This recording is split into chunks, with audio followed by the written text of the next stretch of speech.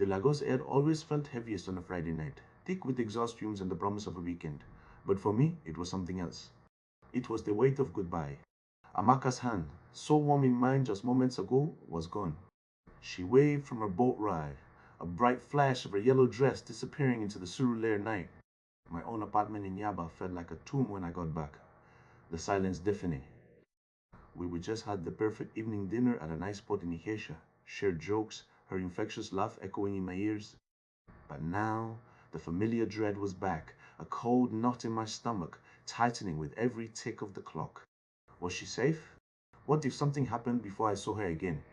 It always started this way, this suffocating fear that overshadowed even the sweetest memories. I knew it was not normal, but I could not stop it. Amaka. Just her name brought a warmth that usually chased away the shadows, but not tonight. This was not just ordinary worry. It was a monster that had grown since our brief breakup 6 months ago. We had fought over something trivial, a misunderstanding about a text message. And in a moment of pride, we both let it fester. 2 months, 2 agonizing months without her. My world had turned grey. I remember walking past the soya spot near my office at Yaba Underbridge.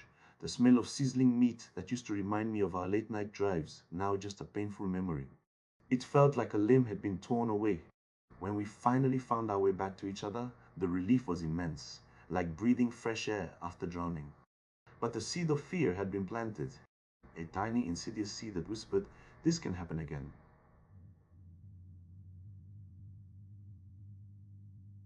Now it was a full-blown tree, its roots constricting my chest. The next morning, the anxiety clung to me, like Lagos humidity.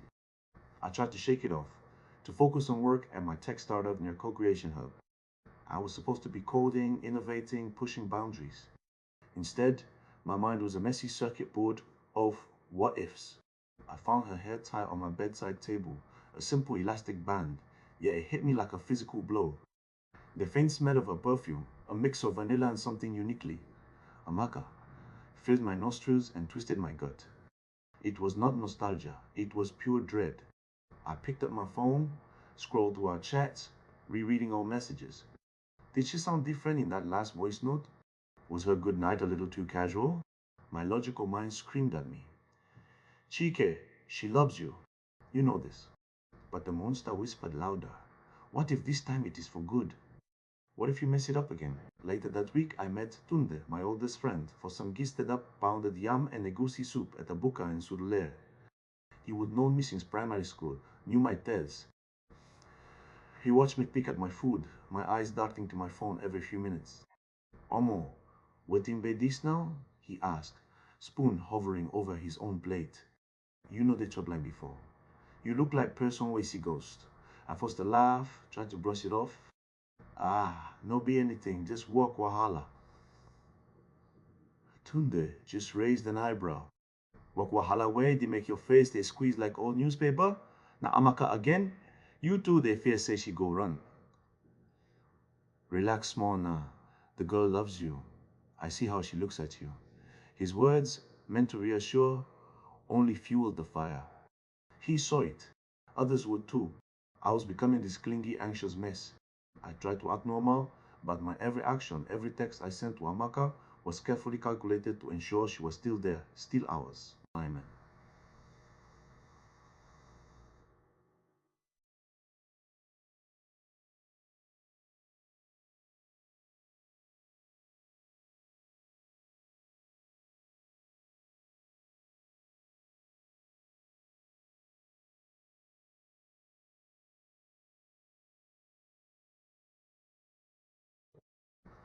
If she was out with her friends, I would be a nervous wreck, imagining every worst case scenario. If her call came 5 minutes later than expected, my heart would race. I would try to keep busy. I would hit the gym, lose myself in a new coding project, or even brave the infamous Lagos Ibadan Expressway for a drive, just to escape my own head. But it was always there. The fear felt like a parasite, feeding on my thoughts, making me check my phone for her last seen status, for a new message. I loved her so much it hurt, but this love was turning into an anxious grip, an overwhelming need that was slowly suffocating me. And the worst part, I was terrified of her finding out. I did not want to be a burden. I did not want my anxiety to become her wahala. So I kept it hidden behind forced smiles and casual "I miss you" texts that really meant "please do not ever leave." A month later, we were at Amaka's cousin Ngozi's wedding reception in a large hall in Surulere. The place was buzzing, vibrant Ankara fabrics everywhere, loud Fuji music from the band, the clinking of glasses, the smell of jollof rice and fried chicken wafting through the air. Amaka looked stunning in her peach lace and gilet. I felt a surge of pride, a rush of love. We were laughing, dancing, holding hands. It was perfect. Then her aunt, a formidable woman with an even more formidable gele, called Amaka over. "Amaka, my dear, come and greet these people." Amaka squeezed my hand. "I will be right back, love. Do not go anywhere."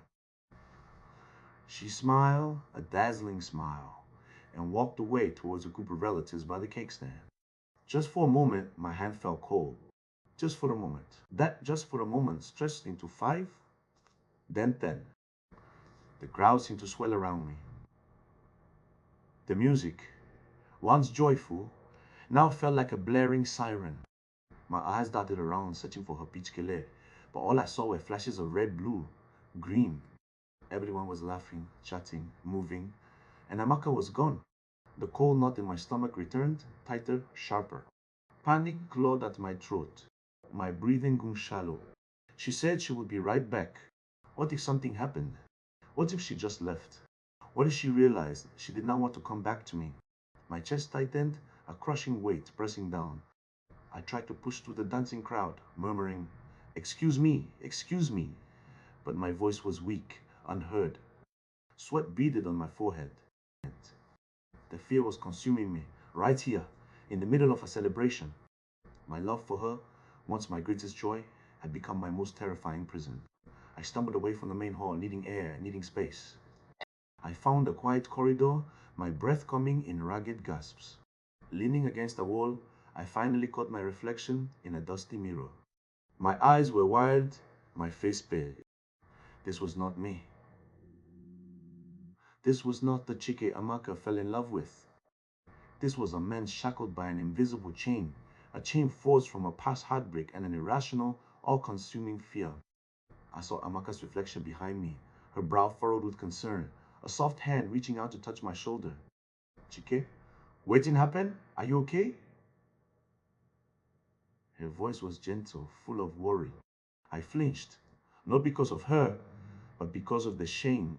I had let it go too far. This was not love. It was a desperate need, an illness I had nurtured in the shadows.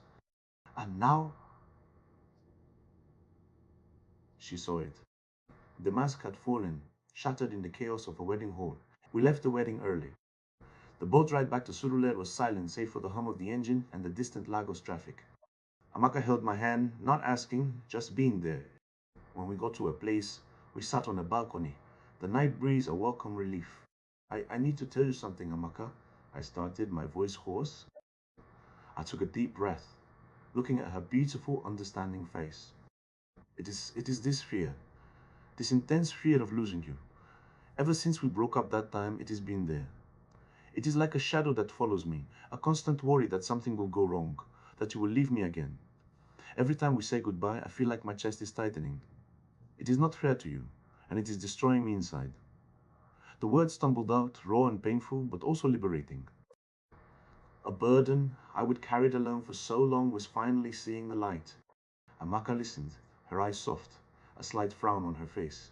She squeezed my hand. She did not get angry. She did not dismiss me. She just looked at me, her eyes full of a love I did not always feel worthy of. She asked, her voice quiet, "I am not going anywhere. You think after everything I will just leave you for nothing?" A tear escaped my eye.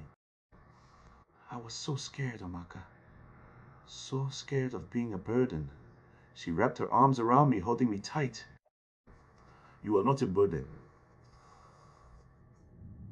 We are a team. And if you are struggling, then we struggle together. But you have to let me in, my love. That night, we talked for hours about the breakup, about my fears, about how we could face this. It was not a magic cure. The fear did not instantly vanish. But for the first time in a long time, I felt a different kind of relief, a deeper one. The journey to truly love her and myself without the choking grip of anxiety had just begun. And this time, I would not walk it alone.